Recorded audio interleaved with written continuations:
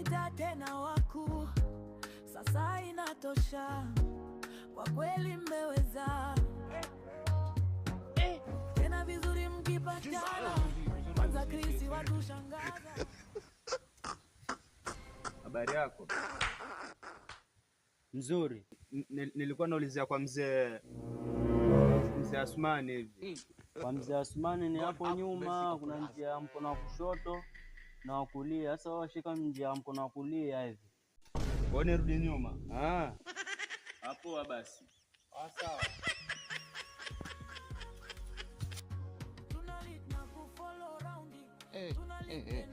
Sasa huyu